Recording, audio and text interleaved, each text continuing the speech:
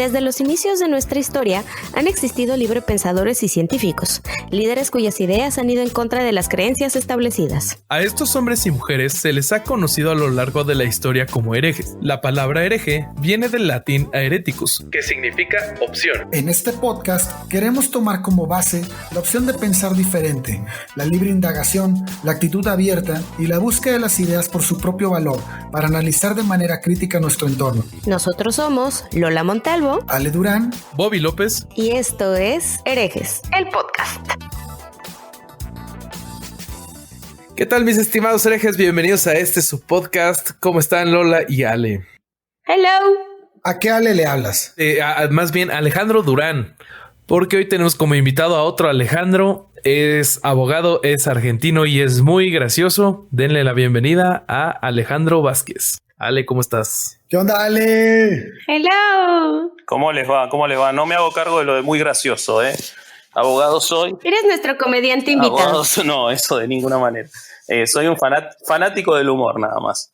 Y me encanta hablar del tema. Muchas gracias por invitarme. Soy fan de ustedes. Los conocí por el podcast. Los imagino muy sensuales. ¿Cuántas mentiras? Y me encantaría un día poder verlos en vivo. ¿Cuántas mentiras? ¿Cuántas mentiras, güey? ¿Qué pedo? Como dice Bobby. Ay. Está bien, no es cierto. Es verdad, todavía no nos conocemos en persona. Eso sí es verdad. No, yo sí conozco a Ale en persona. A Durán sí lo conozco. ¿Y por qué? ¿De qué privilegios gozas? Yo soy muy cabrón, yo. Por Tampico hermoso, puerto tropical. Ay, con marimba. Qué horrible lugar. Cállate, no hables mal de la tierra del Mosco. ¿Qué te pasa? Mira que somos 3 contra 1, ¿eh? Yo iba a ir a Tampico ahora en abril, el 24 de abril, pero por esto de la cuarentena se canceló la boda a la que iba. ¿Del coronavirus? Yo iba a ir el próximo diciembre, pero temo que no quede nadie. No seas mamón. ¿No escuchaste el chiste que hizo Jerry el capítulo pasado? Que Lola dijo, en mi colonia hay muchos viejitos, y que Jerry le contesta, pues no te preocupes porque ya no van a ver más con el coronavirus. Claro, totalmente. Yo hoy le decía a un amigo que de acá a un año los países no van a saber qué hacer con los fondos de pensiones. Van a construir parques. Eres una mala persona, güey. Escuelas, no sé qué van a hacer. Güey, lo primero que les digo, lo de la temporalidad, no estamos en tiempo, güey. Sí. Eso venimos a platicar. Hoy vamos a platicar sobre los límites del humor. ¿Qué opinan? ¿Existen límites para el humor? ¿Deben existir? Para empezar, yo creo. Yo pienso que no. ¿No deben de existir o no existen? Ahora, espérame. Yo pienso que límites preinstitucionalizados, si se le puede decir de esa manera, no deberían de ser. Ok. Censura previa, digamos, para ponerlo en términos jurídicos. Sí, censura previa. Ay, no sé, dijeron preinstitucionalizados y yo pensé antes del IMSS y luego dije, a la madre, ¿qué había antes del IMSS? No sé por qué. Bueno. Mira, por ejemplo, este chiste debería de ser censurado. Claro, es que tiene que haber un límite de mínima, digamos, una base. Güey, Lola es la mamá de los chistes censurados, güey. Déjame en paz, yo tengo una habilidad lingüística distinta. Lo que pasa es que no me entienden, ese es todo su pedo. Somos capacitistas, eso es lo que pasa. Idiota. Yo creo que el humor debería de funcionar como el Autobahn en Alemania. ¿En qué sentido? En que si vas en el Autobahn en Alemania hay un límite mínimo, pero no hay un límite máximo. Ándale. Por supuesto. Totalmente. Entonces, si el chiste es de cierto nivel para abajo, pero Bobby, no lo puedes contar. Ajá. Hay chistes tan malos que se brincan al otro lado y resultan ser buenos, güey. Sí, totalmente. Que regularmente ese es mi caso. No. Sí, claro. Tú te quedas en medio, güey. Es que nadie me entiende. Todavía no me... ¿Qué les pasa? Yo soy buenísima contando chistes. Lo que pasa es que su capacidad lingüística está disminuida. Lola, no es verdad, güey. Su capacidad lingüística está disminuida. Eso Lola, es todo. No mames. Cómense un moco, ya dije. 。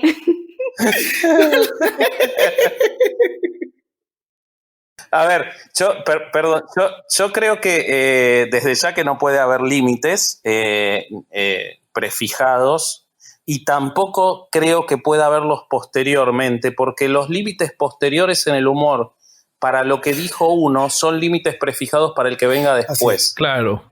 No sé si se entiende. Yo... ¡Sí! A ver, ¿por qué no? Mejor elabora para que no nos quedemos con la duda.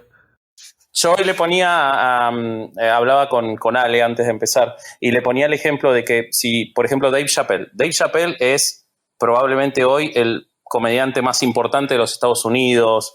Es buenísimo. Le acaban de dar el premio más importante para la comedia de los Estados Unidos, que solo se entregó 22 veces y se lo dieron a él. El tipo es un genio. Pero su humor es un humor fuerte y crudo y muy vinculado al racialismo, a las diferencias entre negros y blancos en los Estados Unidos. Sí. Si nosotros le impusiéramos una sanción por algo que dijo, es decir, no le ponemos una censura previa, pero luego de que lo dijo, supongamos que es penado por haberse excedido, va a haber un montón de comediantes que siguen su ejemplo y que quieren hacer lo que él hace y que quieren hablar de lo que él habla, que van a elegir no hacerlo. Claro. Porque si Chappelle fue sancionado, ¿qué les va a quedar a ellos? Ah, estás hablando de sentar un precedente. Sí. Claro, porque el humor es una línea continua. Las temáticas que uno arranca son seguidas por otros, se construye sobre eso. Como en todas en todas las artes y en todas las formas de la literatura. Y entonces nosotros no podemos hablar de censura previa, pero tampoco podemos hablar de sanciones posteriores, como por ejemplo, que no sé si llegaremos a hablarlo hoy, está pasando mucho en España, donde hay muchos tuiteros y humoristas que están siendo perseguidos penalmente. Sí. Ah, yo no sabía. Alguien por cagarse en la Virgen, ¿no? Por cagarse en la Virgen, por limpiarse la boca con la bandera. Sí. Ay, no aguantan nada. Bueno, pues es que es lo que comentaba muy al inicio Ale, la parte, a ver, esperen, ¿cómo vamos a distinguir a los dos Ales? Por el tamaño del pene, yo creo que sería lo mejor. ¡Qué asco! Yo no tengo la culpa de que quieran medirse las salchichas cada 5 segundos, cavernícolas. Yo sería Ale 1, entonces. Yo sería Alecito. Sí, pues entonces... A Alejandro Durán, dile Durán y ya. Ajá, pero ¿qué estaba diciendo antes? Ibas a referir algo que había dicho Durán. Bueno, alguno de los dos Ales, al principio del programa, platicábamos al respecto de que el humor tiene como marco de referencia un conglomerado social, una serie de actitudes y aptitudes en donde se forma o se genera una cultura. Y que de ahí se pongan los límites o se establezcan ciertos temas que pueden llegar a ser tabús, ¿no? O difíciles de tocar. Okay, vos te referís a cuando yo hablaba de que era idiosincrático. Efectivamente, qué bonita palabra. Sí, no era tan referido a lo social, sino más a lo personal, pero es verdad, sin lugar a dudas, es mucho más fácil hacer ciertos chistes en Argentina de lo que es hacerlos en México o en España o incluso en Estados Unidos. Porque es mucho más fácil hablar en serio de determinados temas en Argentina que en España o en México o en Estados Unidos. Y el humor no es el humor bien entendido y bien hecho. Obviamente a todos no nos hace reír lo mismo, pero el humor no es más que una forma de denunciar y de mantener mantener en el ojo público determinados temas de manera muy cruda y directa y efectiva. Claro. Pero ahí estás hablando de la sátira, ¿no? En particular, de la sátira. No. ¿O del ridículo? No necesariamente. La sátira es una forma de llevar al extremo determinadas posiciones para plantear lo contrario.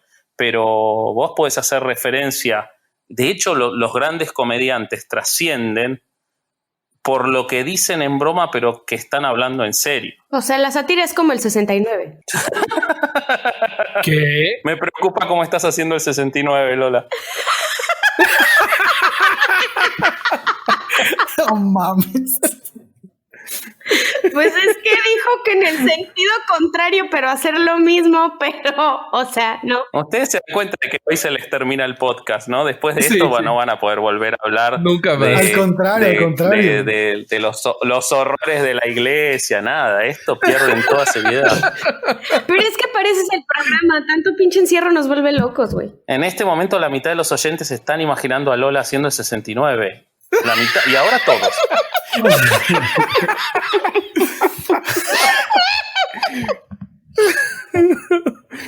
Híjole, yo estaba en la segunda mitad. Oye, Ale, retomando un poco lo que estabas diciendo, el video del stand-up de Sarah Silverman que nos mandaste en el chat, me llamó mucho la atención. Te voy a platicar lo que yo percibí del stand-up de ella. Toca temas sumamente delicados, que hasta cierto punto podrían ser o son un tabú. Sin embargo, te voy a platicar algo. A mí se me hizo interesantísimo el stand-up. No me reí una sola vez, pero lo disfruté muchísimo. Mira. ¿Por qué? Porque con su forma de contarlo, de narrarlo, de estarlo exponiendo, me hizo pensar mucho con su manera irónica de hablar,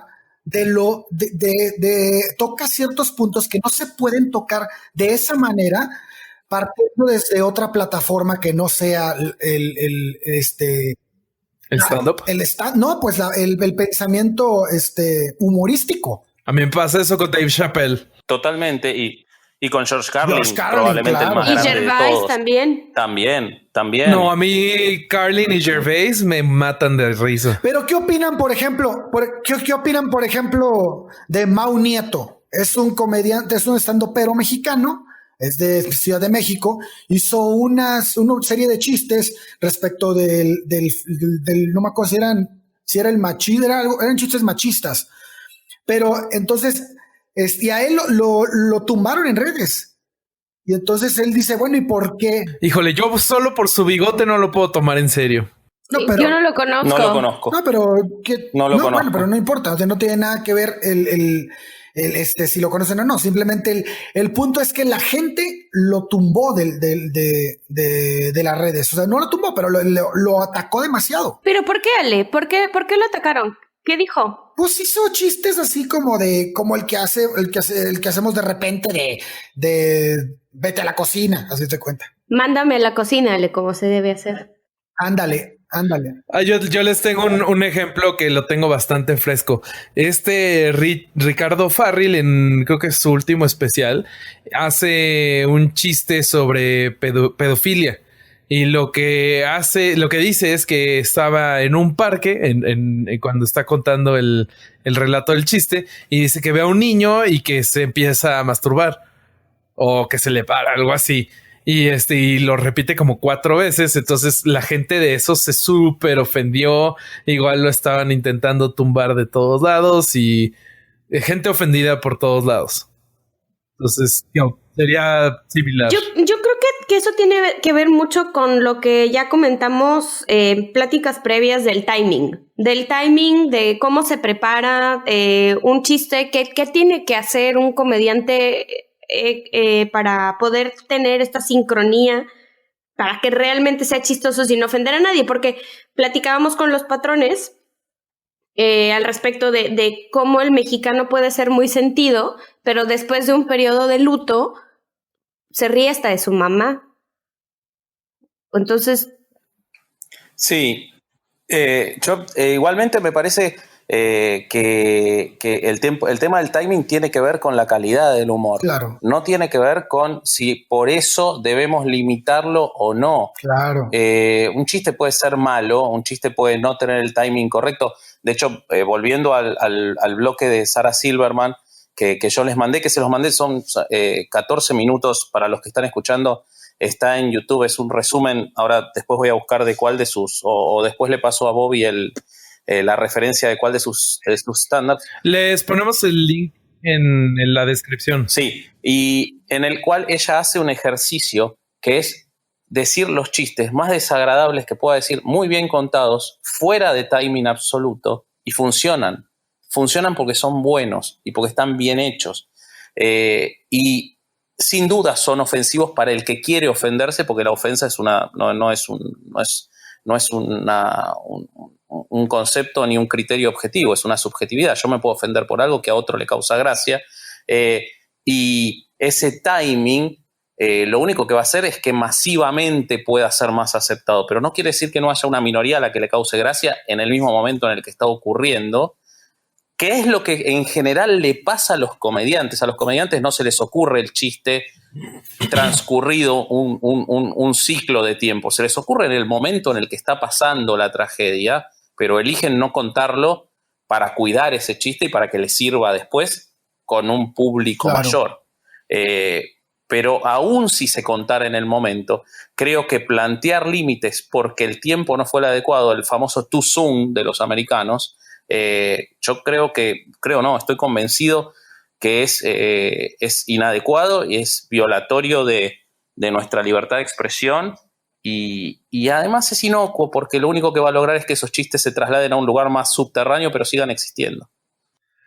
Justo sobre estos límites que estás diciendo, Ale, estaba escuchando un clip de una conversación que tuvieron Sam Harris con Ricky Gervais, en el que Ricky le dice a Sam que el humor es una parte de cómo pensamos, y si se empieza a limitar el humor, se empieza a limitar el pensamiento, y eso siempre va en contra de la sociedad. Pero Bobby, fíjate cómo en todas las sociedades totalitarias, una de las primeras cosas que se persigue es a los humoristas. Claro. A los periodistas y a los humoristas. Lo hizo, es muy famosa la frase de Hitler cuando en el 33 los comediantes, la mayoría del mundo del espectáculo de Berlín, de los cabarets, que era el mundo del espectáculo de Berlín, eran judíos, y ellos se agrupan ante la persecución que están teniendo, que todavía no es la persecución sobre sus vidas, sino que es sobre su trabajo. Se agrupan y organizan un sindicato de artistas judíos, y cuando finalmente viene la persecución y los campos de concentración y los matan, hay una famosa frase de Hitler que dice: estos judíos se creían que iba en broma todo esto. Lo primero que hace cuando puedes matar a los comediantes. Y eso ha pasado en todos los gobiernos totalitarios, porque el humor es revulsivo. Claro. Hay uno de los estudios que estuve leyendo, porque ya saben que tengo problemas para tener evidencia que no tiene números o no tiene correlación. Se llama Ampliando el Humor, Broadening Humor, Comic Styles Differentially Tap into Temperament, Character and Ability. Este estudio fue publicado por Wilbert and Roach, les vamos a poner ahí las referencias en la descripción, y es de Frontiers in Psychology, Personality and Social Psychology. Entonces, hablando precisamente de el uso del humor como para provocar conciencia social o para provocar crítica o combinar el razonamiento al respecto de cualquier tema. Este estudio separa 8 categorías, 8 comic styles, 8 estilos cómicos, estilos del humor, válgale la redundancia, porque uno de esos estilos es el humor. Se dividen en diversión, humor, nonsense. ¿Cómo traduzco nonsense? ¿Como tonterías? Absurdo. Absurdo. Es mi favorito. El wits es el uso del humor tejiversando palabras, es como humor lingüístico. El inglés. Uh-huh. El que yo uso, por supuesto, porque es el humor más elevado que nadie entiende. El 5 es el irony, la ironía, que también me encanta. La sátira, el sarcasmo y el cinismo. Entonces, estos 8 estilos cómicos los relacionan con algunos marcadores o instrumentos para poder darle un embone con la psicología social. Uh-huh. ¿Cómo afecta el humor para relacionarse? Y encontraron que hay algunas correlaciones que ahorita les comento. Está basado en otro estudio, y en le dieron el enfoque para ver qué tanto afecta o qué tanto dice de la personalidad, la inteligencia y las fortalezas del carácter. precisamente lo que comenta al respecto de que los cómicos son a los primeros que se los lleva a la fregada con un régimen totalitarista, es porque muchos de estos cómicos utilizan tanto la sátira como el humor, la manera de una serie de mockery, de burla. El sarcasmo. Santurrona, sin llegarle al sarcasmo, porque sí hace una diferencia entre el humor, el sarcasmo y el cinismo. Ok. Pero sí hay una correlación entre, que por cierto es negativa, entre el cinismo, el sarcasmo y el humor. No sé si tiene sentido lo que estoy diciendo. O sea, hay una diferencia lingüística ahí. El humor es diferente al cinismo y al sarcasmo. Precisamente, la sátira y el humor comparten que hay una cierta bondad moral al respecto, porque persigue hacer lo que comenta Ale, una reflexión al respecto de un tema o alguna situación regularmente política, y pues por eso se los carga pifas, ¿no? Y mientras que un sarcasmo y un cinismo están relacionados o de manera negativa, hay una correlación negativa precisamente con las fortalezas del carácter. O sea, estos dos, el sarcasmo y el cinismo, se relacionan más con rasgos depresivos, agresivos, de control, más que con con toda la parte de la humanidad, la bondad, la trascendencia, el temperamento calmado. Entonces es muy interesante que la variación o la clasificación de estos estilos cómicos que se valgan del lenguaje para hacer esas diferencias que creo que pueden ayudar mucho a sentar lo que podría denominarse como un límite para el humor, ¿no? ¿Pero en qué sentido un límite? ¿En qué sentido un límite? En que el sarcasmo no va a ser percibido de una manera provechosa, no se clasifica dentro del humor positivo, se clasifica dentro del humor negativo. Pero aún si fuera dentro del humor negativo, mientras no provoque un daño palpable y mensurable, ¿no? No una ofensa, porque la ofensa no es un daño. Mientras no provoque un daño, ¿por qué tiene que ser limitado? ¿O qué es lo provechoso para la sociedad de limitar aún una expresión cínica o sarcástica si no está generando un daño? Bueno, aquí te va. En el cuestionario de humor y estilos, que fue la primera clasificación del humor, que fue en el 2003, publicado por Martin et al, y muchos, eso quiere decir et al, sí. O sea, todos los demás. No lo digo por ti, Ale, lo digo por la gente. Este estilo, o bueno, el humor se clasificó precisamente en 4, 2 positivos, 2 negativos. 2 negativos son el self-defeating y el aggressive. O sea, el self-defeating es el tipo de humor en donde te burlas de ti mismo. Yo ahí discrepo, pero esa es la clasificación, sí, ¿no? Ahí entran casi todos los estandoperos, ¿no? Sí, por supuesto que discrepo. Creo que es la base del humor. Claro. Es lo que legitima al humor. Claro. Soy un convencido de que nadie puede hacer humor si no sabe hacer humor sobre sí mismo. Entonces, precisamente el humor negativo, que es el en el que te burlas de ti mismo, y el agresivo, que la burla va encaminado, o el humor va encaminado a otra persona. Doy ejemplos.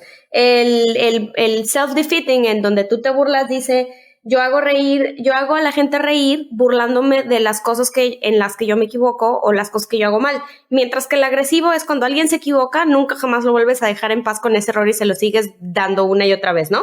Sí. Entonces, estos dos que son... Pero eso es una especie de bullying, ¿no? Exacto. El agresivo a mí me coincide con lo que hoy por hoy denominamos bullying, porque acordémonos que este artículo es del 2003, ¿no? Pero yo creo que ahí yo entiendo lo que plantea la clasificación esa, no estoy del todo de acuerdo, pero creo que en términos más grandes, el bullying no es humor. El bullying es burla, y la burla, lo que para mí, y por otras cosas que he leído que no las tengo presentes porque son de mucho tiempo, siempre me gustó leer sobre este tema, la diferencia está en el objetivo. El objetivo de la burla es dañar. Uno no hace, por más que cause gracia, el objetivo de la burla es dañar. Vos podés hacer humor sobre el otro y sobre los errores del otro y que sea humor, y que no sea burla si tenés la complicidad de ese otro. Es decir, por ejemplo, y nosotros lo hacemos permanentemente en nuestras conversaciones privadas, nosotros tenemos un humor compartido, cometemos errores, nos reímos de eso en conjunto y en complicidad con el que lo cometió. Eso no es una burla porque no se está buscando dañar. En cambio, cuando vos lo haces sin la complicidad del otro, cause gracia o no, tu objetivo no es causar gracia, el primordial. Puede causar gracia accidentalmente, porque yo le puedo decir a alguien, tus orejas son gigantes, no hay ningún chiste en eso, y es una burla igual. La burla no necesariamente es cómica, y el objetivo no es hacer reír. Me parece que la diferencia central, y obviamente que sobre el bullying y sobre la burla, porque son agresiones, tienen que plantearse límites, pero eso no es humor. Me parece excelente esa aclaración, precisamente porque el artículo menciona que la gente que se refiere a sí mismo con esta parte de burlarse de ellos mismos, sobre todo en adolescentes, niños y personas que están todavía en las etapas, las primeras etapas de la universidad, desarrollan conductas depresivas que se detectan con el uso del tipo de humor en el que se autoflagelan de alguna manera. Sí. Esos son los estudios, esos son los números, y sin embargo, yo soy fiel creyente que inclusive este tipo de humor en el que tú mismo te burlas de ti, te ayuda Totalmente. Pues a pasártela mejor y a generar empatía. Totalmente. No solo eso, creo que uno se conoce más a partir y puede limitar mucho su ego a partir de la autocrítica humorística. Es una buena forma de vincularse con el resto, baja barreras, y además creo que la cuestión de la depresión o todo eso habría que ver si es el único factor determinante o si no existiría igual sin eso, ¿no? Me parece que eso es importante también determinarlo. Sí, yo también creo que a esos estudios les falta un poquito de carne en ese sentido. Oigan, ahorita con la plática que decía Ale de la política, ¿no? Que estaba tocando el tema de cómo censura el humor. También lo vimos muchas veces con la iglesia, ¿no? Y a mí lo que me hizo acordarme con el tema de Ale, me hizo acordarme mucho de aquella película de Sean Connery En el nombre de la rosa, ¿se acuerdan? Sí, claro. Ah, sí, buenísimo, Ale. Al final de la película tienen una conversación en la abadía cuando están entre los libros, ¿no? Y que no se ven, que nada más están gritando. Y el sacerdote anciano, el que era el más viejo que quería esconder los libros, le dice, la risa mata el miedo, y sin miedo no puede haber fe, pues sin temor al diablo no hay necesidad de Dios. A mí se me quedó súper grabada esa frase que se avienta. Es un poquito más largo el speech que se avienta, pero es súper interesante porque te abre la cabeza y te dice, a ver, cabrón, es verdad, güey. O sea, cuando tú tienes opción a ver las cosas de manera cómica, de ver las cosas con un sentido del humor, la forma de entender lo que está sucediendo cambia rotundamente. O sea, es otra forma de percibir la información, que me parece que esa es la razón más importante por la que yo considero que el humor jamás debe ser censurado de ninguna manera. De ninguna manera. Entonces, hablando de humor como lo estamos conceptualizando ahorita, ¿no? Ya lo diferenciamos de la burla y estamos hablando del humor en el cual tratas de tocar un punto de otra manera, ¿no? Ya más como análisis. Sí. Exacto. Pero es que aparte hay otro punto que es que para mí es determinante, y por eso para mí no podemos ni siquiera elegir cuál es el humor bueno o el humor malo para decidir si valen la pena ser censurados o no. Porque después de todo la limitación es censura, ¿no? Que es el hecho de que ¿quién determina qué es ofensivo y qué no? ¿Quién determina, cuando ya tenemos claro que no hay un daño, quién es el que puede juzgar dónde están esos límites? Y cuando esa persona a la que le dimos la facultad de juzgar dónde están esos límites decide que los límites son cada vez más estrechos, ¿qué vamos a hacer si le dimos esa facultad? Creo que la masa de gente es normalmente la que decide. No creo que deba de ser así, pero pues así es como sucede. Y es como muchos comediantes muchas veces dicen que ya no pueden hacer shows en universidades, por ejemplo, en Estados Unidos, que muchas veces empiezan a hacer un chiste y se les denuncia de homofóbicos o de racistas o cualquier cosa. Entonces, depende de que para qué público están haciendo cierto tipo de broma. Tienen que arreglar sus bromas y componerlas de tal forma que peguen. Y por eso vemos que los comediantes, por ejemplo, por citar solo a uno, Bill Burr lo dice muchas veces en su podcast, que la creación de bromas es todo un proceso. Que, o sea, desde que la escribes hasta que la empiezas a probar con pequeñas amistades, sí, audiencias hasta que ya se les da un gran show y que es todo un proceso. Pero pues sí, la masa es al final la que decide, ¿no? Bueno, pero ahí me parece que hay que hacer una diferenciación interesante, que es si lo decide la masa como consumidora, es decir, y ha pasado muchísimo. El humor de hoy, no tengo tan claro este punto en México, pero puedo hablar de lo que pasa en la Argentina. La Argentina es un país con mucha tradición de humoristas. Históricamente, el humor hasta hace muy pocos años estaba muy vinculado al machismo. Ese humor, el humor en el que la mujer es un objeto y en el que nos reímos y grotesco, ese humor ha perdido... Sí, acá es igual. Ha perdido público. Hoy no se puede hacer, pero no porque no se pueda hacer porque va a ser objeto de censura o de sanción o de persecución penal. No se puede hacer porque perdió el público, porque el público evolucionó, ya sea legítimamente o desde lo que como quiere percibirse el público, hacia un lugar en el que esos comediantes no tienen éxito. Esa es una limitación natural y lógica. Ahora, si de lo que estamos hablando, cuando vos hablas de lo de las universidades, es de la famosa cancel culture, que tan fuerte está, y sobre todo en los Estados Unidos, y mucho a partir de las redes sociales, eso es un problema, porque es un pequeño grupo decidiendo a partir del uso de determinadas reglas que alguien eligió y que muchos siguen de la corrección política, qué es lo que los demás pueden o no escuchar. Y ahí estamos hablando de censura. Uh-huh. Creo que vale la pena dar una pequeña definición de cancel culture, porque es un término que conocí hace muy poquito. La cultura de la cancelación es un fenómeno reciente que surge como reacción a aquello que nos parece problemático o nos produce una gran indignación. Se trata de hacer desaparecer o cancelar lo que consideramos injusto o inadecuado, de modo que no tengamos que lidiar con ello. Sí.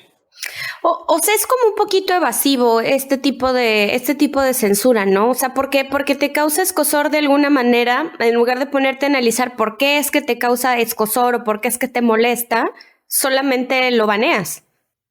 Yo no lo veo como evasivo, yo lo veo como tiránico. Totalmente. Sí, es distinto, Porque eres juez y eres parte. Ay, no, explíquenme porque de veras no entiendo. O sea, la persona indignada, voy a poner un ejemplo de alguien que le cae mucho odio aquí en México. Chumel Torres hace un chiste que no le gusta a la gente. Hizo uno hace poquito de que dijo que una señora parecía cricosa, o sea, que como que se drogaba. Y a la gente le cayó malísimo el chiste. Y en vez de, y lo que empezó a hacer la gente es a llamar a que se bloqueara. La gente empieza a llamar al lugar donde trabaja la persona que hizo X chiste para que lo corran. Y muchas veces las empresas doblan las manos y esas personas se quedan sin trabajo. Es la presión social, ¿no? Uh-huh. Más o menos lo que le ocurrió a Platanito. Ándale, Platanito. ¿A qué? ¿Quién es ese? Ese es un gran ejemplo. Platanito es un cómico mexicano que durante un show que hizo para gente en un show privado, para gente muy selecta, él decide contar un chiste de la ¿cómo se llama? De la guardería ABC. De la guardería ABC. Entonces, esta guardería ABC, todos sabemos que se quemó, que hubo niños que fallecieron, sí.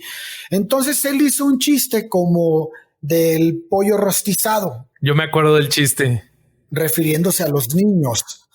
Entonces, Ese fue el último chiste y es una reacción a el enojo que genera el primer chiste que él hace. Él hace 3 y el primero que hace, él dice, ¿puedo decir el chiste que dijo? ¿O todavía no está el tiempo pasado para...? no, yo creo que si estamos hablando de este tema se puede decir. A mí me hace reír, pero porque no estoy en la situación en la que ocurrió eso. Podría no hacerme reír, eso no quiere decir que no lo tenga que contar él. Que me haga reír a mí o no, es solo algo que me importa a mí. Pero a mí me hace reír. Él dice, ¿saben de qué se murió Michael Jackson? Se murió cuando se enteró que se quemó una guardería. Ese es el primer chiste que hace Platanito. Cuando lo abuchean, ahí él responde con 2 chistes más. Uno que dice, bueno, ya no se rían de esos pobres niños al pastor. Ese es el segundo. Y el tercero es, él dice, ya no se pueden ir a comer a Kentucky Fried Children. ¡Ah, la bala! Se bañó. Bueno, ese chiste le costó su carrera, esos chistes le costaron su carrera, pero aquí hay algo muy interesante. Él acudió a un show privado en donde esa información, lo que se dice ahí, no debió de haber salido de ahí. Porque era un show para gente así, tal vez escogió muy mal su público y muy mal el lugar, porque tengo entendido que fue en la misma ciudad donde sucedieron los hechos. ¡Hala, no manches! Y entonces eligió muy mal, tuvo una elección muy mal para contar el chiste. Y al poquito tiempo, ¿no? Porque muy probablemente, sí, pues no me acuerdo muy bien qué tiempo fue, pero muy probablemente si cuenta ese chiste en Yucatán, un año después, probablemente la gente se hubiera reído. Pero entonces el lugar, el contexto, todo lo que está sucediendo, además aquí pasa algo, lo graban en el show, cuando no estaba permitido la grabación, lo graban y lo suben a internet. Y en internet lo despedazan. Entonces, aquí gente que no había estado en el público. Había estado en el público. Y bueno, hay mucha gente que de hecho lo odia. O sea, no lo quieren ni ver, creo que no volvieron a ir a sus shows. Y bueno, el punto aquí que yo veo es que a este pelado lo clausuró la sociedad. Lo cayó, o sea, realmente le limitó su humor. Y al que venga, nadie va a poder hacer un chiste de la guardería ABC. Nadie. Sí, no, es lo que decía Ale al principio. O sea, ya se sentó el precedente. Bueno, pero quizás no está mal eso si no hay un público para ese humor. El problema es si hay un público para ese humor. Porque ¿cuál es una característica de la cancel culture? Es que no es la masa de la sociedad. Hay un grupo muy menor que existió siempre en la historia, muy vocal, y que hoy tiene las herramientas. ¿Qué pasa? Por ejemplo, cuando se cayó el Challenger, como hablábamos antes, entre que cayó el Challenger en los Estados Unidos, que si no lo recuerdan, en el año 86, el primer transbordador espacial explota al momento en que tiene que iniciarse el despegue, mueren astronautas y mueren civiles en un experimento que estaba intentando la NASA de llevar civiles al espacio. Entre que pasó eso, en el libro Ja, que lo estábamos citando para los patrones, no sé si lo nombramos acá, pero después voy a acompañar la cita. En el libro Ja se hace un estudio en el que el autor determina que se demoraron solo 17 días entre que explotó el transbordador, que en ese momento fue una de las peores tragedias de los Estados Unidos, y que se empezaron a hacer los primeros chistes. Y se recibió esa cancel culture. Pero ¿qué pasa? En ese momento eran llamadas por teléfono y hate mail, correo físico. Era algo que las empresas podían elegir omitir y nadie se iba a enterar. Hoy con las redes sociales es imposible. Es imposible evadir a esos tan vocales. Sí, te subes a Twitter y todos te leen. Claro, exactamente. Entonces, la situación sigue siendo una situación que yo veo de censura, porque no creo, quizás en el caso de ABC en particular puede ser que sí, pero en general no tiene que ver con la masa, sino que tiene que ver con un pequeño porcentaje muy vocal. Que es lo que pasó, por ejemplo, con James Gunn, el director de Guardians of the Galaxy. No sé si conocen el caso. Sí. No, ¿qué pasó? Cuenten. El director de James Gunn, un gran guionista y director de cine americano, principalmente de superhéroes, viene del cine independiente, pero un tipo con un sentido del humor muy fino, muy gracioso, un gran tuitero, dirigió Guardians of the Galaxy 1 y 2 con mucho éxito, y cuando salió la segunda, varios grupos de derecha encontraron viejos tweets con un cierto sesgo homofóbico de este director, denunciaron eso, grupos muy minoritarios pero muy vocales, y Disney tomó la decisión de echarlo. ¿Qué cosa? Sí, así, eso pasó. Ante la decisión de Disney de echarlo, cientos de miles de fanáticos empezaron a protestar. No solo eso, sino que los actores dijeron que no iban a filmar Guardians of the Galaxy sin él. Y no solo eso, sino que Warner lo contrató para hacer la nueva versión de Escuadrón Suicida.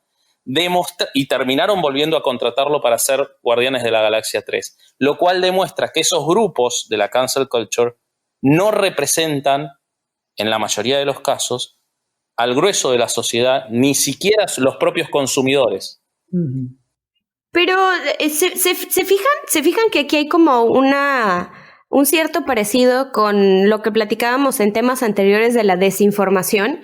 O sea, la gente agarra información fuera de contexto, la difunde y le da un giro, evidentemente favoreciendo a la opinión o a lo que sea que quieren expresar para fregarse al otro. Claro. O sea, es como todas estas teorías conspiranoicas de Bill Gates, en donde están tratando de fregárselo porque el pobre hombre tiene 7 o 10 años tratando de hacer una cosa mundial, un summit mundial, para que se puedan prever y se puedan tener estrategias para atacar pandemias. Y justo cae una pandemia un par de meses después, ¿no? O sea, son coincidencias que la gente dice, no, es que tiene que haber algo detrás, y se van y se agarran información y la sacan de contexto y le dan giros para que favorezca su opinión, ¿no? Y entonces el resto de la gente que no se toma la molestia de investigar de dónde salieron esos tweets viejos para lo que comentas de Guardianes de la Galaxia 2 o cualquier otra cosa, vamos, van y no investigan y difunden la información a lo güey. Entonces, ¿cómo el humor? O sea, como el humor también se ve ahí, se lo llevan entre las patas. Algo que es totalmente inocuo. No, pues yo no estoy tan de acuerdo con que se saque que se saque de contexto necesariamente una pieza de humor o un tweet, porque muchas veces pasa, como en el ejemplo que les estaba dando hace rato de Ricardo O'Farrill, que te puedes echar el especial completo y de todos modos te vas a ofender de ese chiste. Y creo que lo que en realidad pasa en muchos de los casos, no voy a decir si en todos o la mayoría, porque la verdad es que no sé, es que la gente le da un valor exagerado a sus sentimientos. Totalmente. Y si estos sentimientos son heridos, la gente cree que tiene este derecho a reclamar por esa herida emocional. Ya te entendí. Sí, creo que tienes razón. Pero a la gente siempre le ha gustado callarte cuando lo que estás diciendo no le favorece o le molesta. O sea, la primera reacción de la gente en ciertos grupos es cállate, ¿no? Lo vemos en cuestión de religión, lo vemos en cuestión de, o sea, no había una razón para no verlo en cuestión de humor, ¿no? Entonces, él es una reacción que es parte de su naturaleza. Y entonces aquí hay un tema bastante jugoso que podemos explotarlo súper bien, porque el ver el comportamiento social en ese aspecto nos habla mucho de en qué sociedad nos estamos desenvolviendo y por qué sucede así. Uh-huh. Sí, yo quiero agregar sobre eso porque esto sí me ha pasado personalmente. Bueno, mi humor ustedes saben que es bastante negro. No me gusta el grotesco, pero sí el humor negro y me gusta un poco descolocar al otro. Eso es parte de lo que me hace reír. Y me ha pasado más de una vez con gente que conoce mi humor que me dice, no podés decir eso. Sí lo puedo decir, yo puedo decir lo que se me ocurra. A vos puede ser que no te guste y podés no escucharlo y podés elegir no escucharme. pero no el error, y creo que uno de los límites que se traza a la comedia permanentemente, a mí me pasa en el rasgo personal porque no soy comediante, pero lo que pasa en las redes sociales con los que profesionalmente se dedican a esto, es que como hay una idea posmoderna de creer que la ofensa es un derecho y no un sentimiento, estamos convencidos de que nosotros podemos trasladar el yo no quiero escuchar eso, que es algo válido, a vos no lo podés decir. Completamente distinto. Es muy común decir, no, te fuiste al pasto, es una expresión muy argentina que quiere decir, te fuiste a la banquina, se te salió el auto, el coche del camino en el que ibas con ese chiste. Y la verdad que cuál es el camino, y está perfecto, cada uno tiene cosas que los hacen reír. A mí, por ejemplo, no me gusta, sí, yo estoy un defensor de que el humor no tiene límites, hay cosas que no me hacen reír. El humor muy soez, digamos, que tiene que ver con fluidos corporales o cosas así, no me hace reír. Y los chistes no me hacen reír, esa cosa de estaban dos gallegos no me hace reír, no, nunca, jamás. Pero sin embargo no permitiría que se impida hacer eso. Y es más, si veo que hay alguien intentando limitar eso, lo que hago es hacerlo más, porque creo que es la única forma de defenderlo. Pero hay una idea, para resumir lo que estoy diciendo, para no hacerme largo, de que yo puedo trasladar lo que a mí no me gusta a que el otro entonces no pueda decirlo. Y eso es censura. Totalmente. Hay una frase de Stephen Fry que justo me recuerda a todo esto, que más o menos se las traduzco. Es muy común que hoy en día la gente diga eso me ofende, como si eso les diera algún tipo de derechos, pero no es nada más que un lloriqueo. Eso me ofende, no tiene significado, no tiene propósito, no tiene ninguna razón por qué ser respetado como una frase. Eso me ofende. Bueno, y qué chingados. Es que tú tienes la libertad, completamente la libertad de sentirte ofendido, pero no puedes adjudicar esa libertad para responsabilizar a la persona que emitió el comentario que te ofendió. O sea, ella no es corresponsable de lo que tú asumas o de lo que tú tomes como personal. Entonces, la gente en esto cae constantemente. Y volvemos al tema de religioso. Tú todo lo que digas contra Dios, aunque sea en una broma, vas a hacer que alguien que es muy religioso se sienta ofendido. Sí. Y te intentes censurar, güey. Que creo que aquí vale la pena hacer la anotación de que en cuanto al humor y a la crítica y el respeto, porque muchas veces cuando uno hace algún chiste o estás usando para hacer humor alguna idea, la gente dice, oye, es que me ofende, es que respeta mis creencias. Pues la verdad es que el respeto es para la gente y no para las ideas. Las ideas deben ser cuestionadas y deben ser pasadas por muchos filtros.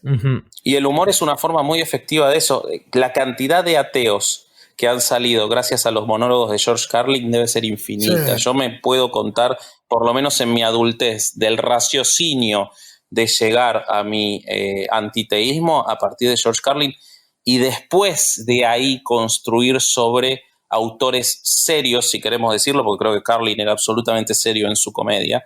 Sí, era buenísimo. Pero creo que... y también hay un tema que para mí es muy interesante, que es... Ale Durán decía, uno tiene la libertad de ofenderse, que por supuesto uno tiene la libertad de todo, mientras no joda a otro realmente. Pero no podemos creer que porque yo tengo la libertad de ofender, esa ofensa es legítima. Y creo que tenemos la obligación, como personas, cuando somos personas racionales, de analizar el por qué eso me ofende antes de legitimarlo como algo válido. Porque puede ser que yo esté cargando un montón de cosas que no son realmente intelectualmente o emocionalmente válidas y esa ofensa es superficial, es heredada, y debe ser objeto de una deconstrucción. Y eso entonces, si nosotros ni siquiera tenemos claro o hemos analizado por qué algo me ofende, mucho menos podemos usarlo como un elemento para limitar a otros. Está bien interesante, güey, no mames. Sí, hay mucho para hablar del tema, porque de lo que estás hablando en realidad es de libertad de expresión. Claro. En el fondo de lo que estás hablando es de libertad de expresión. Cuando vos pretendés ser quien regula el humor, en realidad lo que estás pretendiendo es regular una de las fuentes de comunicación social. ¿Sabes qué está bien interesante, Ale? El punto de la empatía. Mucha gente me decía en Facebook, es que es importante tener empatía. Si tú cuentas un chiste que sabes que va a afectar a alguien, no estás siendo empático. Ah, caray. Hay un punto con eso. Yo hoy lo hablaba con un amigo porque le conté que estaba tan emocionado de hablar con vos y con Lola y con Bobby que lo conté con un amigo y se planteó una discusión interesante, que es que me dice, bueno, pero es vos que siempre estás diciendo cosas y que siempre tratás de correr el límite. Si vos vas a un lugar y le decís a alguien, el ejemplo fue este y lo voy a repetir. Hola Rafa, si escuchás, un abrazo. El ejemplo fue este. Vos estás haciendo un chiste sobre el coronavirus y una de las personas que te escucha se le murió el padre de coronavirus. El chiste no va a funcionar porque todo el mundo se va a sentir incómodo. Entonces yo le decía, bueno, primero hay que ver dos variables de eso. Si yo estoy haciendo ese chiste yo que no soy humorista profesional, estoy hablando de mí, el humorista profesional lo hace ante un teatro, con lo cual no tiene ninguna obligación de conocer las situaciones personales de cada uno. Pero si yo lo estoy haciendo y sé que a una persona se le acaba de morir el padre de coronavirus y yo hago un chiste sobre eso, estoy yendo a la burla. Yo me estoy pasando al otro lado porque yo estoy atacando eso con conocimiento. Entonces no estoy haciendo humor, sino que estoy agrediendo. Ahora, salvo que conozca la complicidad de la otra persona. Ahora, si yo no lo sé y yo hago el chiste y la persona me dice, no, eso me ofende porque se murió mi papá, no es un problema mío. Y en el primer caso falta empatía totalmente y la empatía es necesaria y yo debo guardarme eso si soy empático con la otra persona a la que conozco y sé que pasó algo. Ahora, en el segundo caso, en el que yo no lo sé, estoy en un casamiento en el que me sientan con desconocidos y yo hago un chiste, el que está mal en ese caso, según mi punto de vista, es el que ante un chiste que no está dirigido a él, se lo toma como personal y dice, eso me ofende. Ese es el que está rompiendo un código social que el otro impuso, que es el de contar una cosa jocosa ante personas en las que honestamente no estaba esperando esa situación. Me parece a mí, ¿no? Uh-huh. Yo creo que ahí entra mucho la madurez emocional que tiene esa persona y la inteligencia emocional que se maneja, que era lo que les decía muy al inicio del programa, o sea, la generación que no se detiene a analizar el por qué le pica algo en lugar censura, ¿no? O sea, ese tipo de gente, francamente, debe ser muy infeliz porque la vida es un chiste. Sí, totalmente. Totalmente. Que gran parte del humor está basado en el absurdo que es la vida. Cuando uno se ríe de la muerte, cuando uno se ríe del incendio de ABC, cuando uno se ríe de yo hago muchos chistes, hice muchos chistes, se los hice a ustedes sobre lo de Marcial Maciel y el capítulo. Uno no se está riendo de esas cosas espantosas. Uno está tratando de lidiar en su cerebro con la idea de lo ridículo y de lo espantoso y de lo absurdo que es todo. Y una de las formas de lidiar es exhibir ese absurdo con un chiste. Nadie se ríe de la pedofilia no es graciosa. Lo que uno hace cuando cuenta ese chiste o cuando hace una observación humorística sobre eso es remarcar el espanto y el absurdo a través de, yo voy a usar la palabra sarcasmo, no siguiendo la definición que antes, tan buena que antes daba Lola, pero puede ser sátira si queremos verlo, ¿no? Sí, se convierte en una sátira, o sea, se convierte porque es una crítica. Pero mucha gente no se detiene a hacer ese metaanálisis. Claro que no, y eso es parte del lenguaje. Hace un tiempo vi un stand-up de Vallarta, de Carlos Vallarta. Es buenísimo. Uy, excelente. Buenísimo. Excelente. A mí es el stand-upero que más me gusta, pero el tipo hace un chiste en donde involucra a una persona con discapacidad, con un retraso mental. Y espérame, el chiste pegó en todos lados. Pero fíjate, él dice, yo entré a un show, iba acompañando a un pelado de mucho más rango y yo iba como para abrir o algo así. Y entonces él dice, me dijo el dueño del lugar, yo sé que tú tienes un chiste que habla sobre retraso mental. Pero nada más quiero decirte que en el público hay una persona con retraso mental. Entonces te voy a pedir de favor que no cuentes ese chiste aquí. Y él dice, claro, yo tengo principios y conté mi chiste. Ya, por supuesto. Claro. Y entonces él cuenta el chiste y dice, y al cabo la niña ni lo entendió.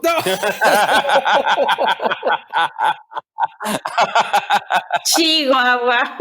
Y entonces dice, sí, y todo el mundo me va a crucificar por lo que hice, ¿verdad? Pero nadie está poniendo atención en lo verdaderamente importante. ¿Qué hace una niña con retraso mental de esa edad en un bar de Tlalnepantla, güey? O sea, y nadie está volteando a ver lo realmente preocupante, güey. Y a mí me gusta mucho la comedia de él y de repente hace muchos chistes de este tipo, pero fíjate lo que te está haciendo ver, güey. O sea, se me hace una persona muy inteligente para hacerte entender cosas que no había una manera de decírtelo mejor que el humor, güey. Bueno, ¿sabes quién me parece a mí que es brillante en eso? Con Bobby no coincidimos en este comediante, pero para mí Anthony Jeselnik es un genio. No sé si lo conocen yo no lo todos, conozco. sé que Bobby sí.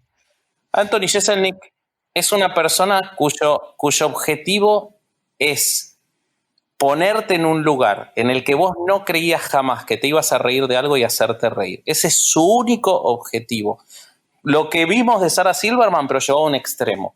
Okay. Y funciona. Es espantoso lo que dice y muy gracioso. A mí lo que me pasa con Jeselnik es que se me hace muy bueno, se me hace muy inteligente, pero como su comedia es muy basada en punchlines y las punchlines las hace una tras otra, me pierde un poco. Me gustan más comediantes como Chappelle o como Bill Burr que te cuentan toda una historia para hacer una broma. Sí, entiendo. Entonces es más una diferencia en el estilo creativo de cada uno. Estética, digamos. Que en el tono de la comedia. El tono me parece que lo hace muy bien. Ahora, hay un punto bien que me gustaría tocar ahorita con ustedes y es las credenciales del cómico. Toca lo que quieras. las credenciales de quien está haciendo la comedia. O sea, si tú tienes a un pelado que sus credenciales son de humor negro y acudes a su show y te sientes ofendido en su show, perdóname, pero el problema lo tienes tú, compadre. O sea, si tú no soportas el humor negro y sabes de antemano que esa persona hace humor negro, pues te va a tronar el changarro, o sea, estás mal. Y eso pasa. Creo que ahí volvemos un poco a la cultura de la cancelación, ¿no? Totalmente. Porque muchas veces pasa que alguien de esos que sabe que no le va a gustar o que es probable que no le guste, va al show, escucha el chiste, lo tuitea y todos sus amigos que tienen ganas de ofenderse dicen, mira, es que Vallarta, que ni lo conozco, nunca he visto sus shows, ni siquiera en Netflix, hizo ese chiste y yo me voy a ofender y ya todos hashtag cancel Vallarta o lo que tú quieras. Ay, esa gente me da mucha flojera, en serio. Como lo que pasó aquí en Querétaro, ¿no? De Vallarta, que no lo dejaron hacer su show. Sí es cierto. Sí, güey, porque su show se Pobre llamaba de ti que no lo pudiste ver. Ya sé, ya tenía los boletos comprados y el show. ¿Pero por qué lo cancelaron? Porque el show se llama Dios está muerto. Pero pues hay libros también que se llaman así, o sea, no es como que la idea original es de él. Los libros directamente nos llegan a Querétaro, entonces con eso no hay problema. Sí, en Querétaro no hay libro. Yo por mi parte, lo que fundamentalmente cuando yo propuse el tema, cuando el podcast Hereje en Facebook puso qué temas le gustaría hablar, yo propuse este tema. Creo que solamente por eso me invitaron y porque No. Ceci estaba ocupada traduciendo. Pero yo lo único que para mí es importante, más allá de que a mí me gusta y yo me río, por sobre todas las cosas el humor a mí me hace, los humoristas y los grandes guionistas de humor, yo los disfruto porque me hacen reír, pero también me han hecho pensar en miles de cosas y son revulsivos y tratan temas que otros no tratan, como Ricky Gervais, por poner un ejemplo y búsquenlo, como Ricky Gervais cuando cuando se ríe de Caitlyn Jenner, que es maravilloso y es brillante. Buenísimo. Todos saben quién es Caitlyn Jenner. Caitlyn Jenner antes era Bruce Jenner. Estoy haciendo lo mismo que hizo Ricky Gervais y por lo cual lo juzgaron tan fuertemente, que es Dead Name Him o Her.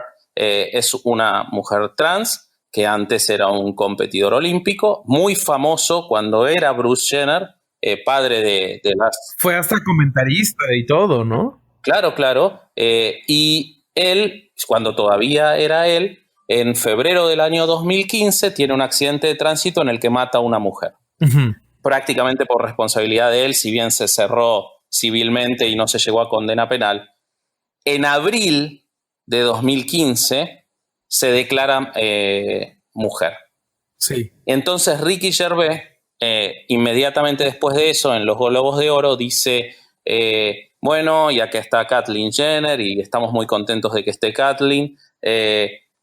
Claramente ha hecho mucho por las mujeres trans, no tanto así por las mujeres al volante, dice él. Lo que él está expresando en ese chiste no se está riendo de una mujer trans, de ninguna forma. De hecho, Ricky Gervais es un defensor de los derechos individuales a rajatabla. De lo que se está riendo es de la hipocresía y del abuso de los estándares de la corrección política, que es un gran enemigo de él. Él dice que el principal alimento de la comedia es la corrección política porque te obliga a romperla. De lo que se está riendo es de que una persona puede haberse salido con la suya gracias a que se declaró mujer 2 meses después de haber matado a otro. Entonces, el humor hace eso y es muy importante que no pretendamos, y cuando yo hoy veía a todos los que decían que sí tiene que tener límites, me gustaría que me dijeran quién los puede determinar y de qué forma, porque si nosotros le ponemos límite a la comedia, estamos limitando la libertad de expresión, y la libertad de expresión es el derecho sobre, no te diría que es el derecho más importante, porque el derecho a la vida, por supuesto, es más importante, pero sin libertad de expresión, el derecho a la vida está en riesgo, el derecho al trabajo digno está en riesgo, los derechos de la infancia están en riesgo, porque no podemos denunciar. Sí. Entonces, eso es para mí, eso es lo que a mí me ocupa, más allá de que a mí me gusta el humor muy ácido y muy negro, y por eso no quiero que lo limiten tampoco, ¿no? Desde un lado egoísta. Y porque me gusta hacerlo también. Sí. Lo sabemos. Sería muy triste que en algún momento nos quitaran el humor. Sí, totalmente. Yo creo que yo me quedo con que en mi vida el humor juega un rol esencial. Cuando quieres comunicar algo a gente a la que no le interesa ni remotamente el tema del que tienes que hablar, regularmente lo mío es biología, ciencias, cosas consideradas como aburridas, lo mejor que puedes hacer es buscarle el lado humorístico, y eso abre muchas mentes, muchas cabezas, te hace que te volteen a ver. También la manera de reírte de las tragedias y de las babosadas que uno hace a diario o que yo hago a diario, para mí es el pan nuestro de cada día. O sea, no cualquiera tiene un récord de chocar con puertas de vidrio como el mío, y me encanta, me río de mí misma cada rato. Mucha gente no se lo toma bien, pero bueno, creo que como a mí hay muchas personas que el humor los ha rescatado de un montón de situaciones. Y a propósito de albóndigas, quiero mandar saludos a compañeras mías que me han acompañado chocando con puertas de cristal: Adriana, Rito y Violeta, Carla, Mariana, Sinaí, Marisa, Karina, Tamara y a un reciente amigo que se llama Carla Tilano, porque yo nunca mando saludos en ningún programa y hoy los condensé. Gracias. Pero estamos en la conclusión.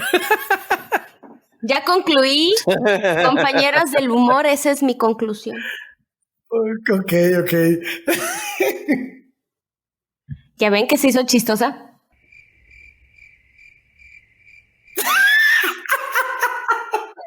Pinche silencio, güey. Pinche silencio. Oye, yo tuve una larga plática hoy con una muy buena amiga mía, Lorena Johansen, que es estandopera, y le mando un saludo y muchas gracias por todo lo que platicamos. Oye, ¿dónde podemos ver su stand-up? Bueno, déjame ver cómo se llama el stand-up. Espérame, dame chance. Bueno, mientras tanto yo le quiero mandar un saludo a mi cuñado Juanelo, que gracias a él los conozco, ya que estamos mandando saludos y como probablemente no vuelva a aparecer en el podcast, gracias Juanelo, te debo mucho y entre otras cosas esto. Sí, chance y hasta ni siquiera vuelvas a poder asomar la cabeza en algún lugar público en México después de esto, Ale. En Querétaro seguro que no. Sí, en Querétaro, no, ni yo tampoco. Oye, no encontré ningún stand-up en YouTube, pero yo le pregunto y lo ponemos en la liga. Entonces, mi conclusión al tema es que el humor debe ser parte de nuestra vida cotidiana, de nuestra continuidad de la vida, perdón. Y es una válvula de escape que tenemos frente a las circunstancias tan complicadas, tan tristes, tan difíciles de sobrellevar que nos acontecen día con día. Entonces, yo pienso que más que quitarlo, tenemos que aprovecharlo. Uh-huh. Y mucha gente no quiere ver esto o no lo alcanza a ver. Es una herramienta que nos debe ayudar más que molestar y pues la libertad de expresión siempre debe estar por encima de todo, ¿no? Seguro. Sí, totalmente de acuerdo contigo. Creo que yo lo que le propondría a la gente es que intente retar los límites internos que le pone al humor y que intenten ver algún especial de comedia, alguna película que no les haya llamado la atención por humor. Y que la intenten ver con ojos frescos y no con ojos de quererse ofender. Por mi parte, me encantaría que si alguien nos escucha, que intenten ver alguno de los especiales de Bill Burr. A mí me encanta y se me hace buenísimo. Si ustedes tienen alguna recomendación, también. Dave Chappelle, Louis C.K. Claro. Anthony Jeselnik, Sarah Silverman, George Carlin. Cualquiera de esos desafía los límites de lo que pensamos que está bien que nos riamos y lo plantean de manera que nos reímos mientras lo pensamos. Y me parece que eso está bueno. Eddie Izzard es un comediante, es que nuestras es transvesti, es diferente, ¿verdad? Sí. Bueno, Eddie Izzard, que es... Transvestido, sí. O sea, es drag. Sí, no es drag.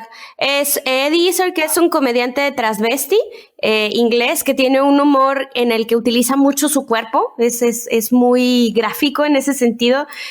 Es muy, muy, muy divertido. Se burla hasta del Arca de Noé. Y Jeff Dunham, que utiliza ¿es ventríloco? Brillante. Dunham es brillante. Ventríloco. Sí, utiliza... muñecos de ventriloquía. Utiliza muñecos de ventriloquía, sí. Es el que tiene a Ahmed de Dead Terrorist, ¿no? Exactamente.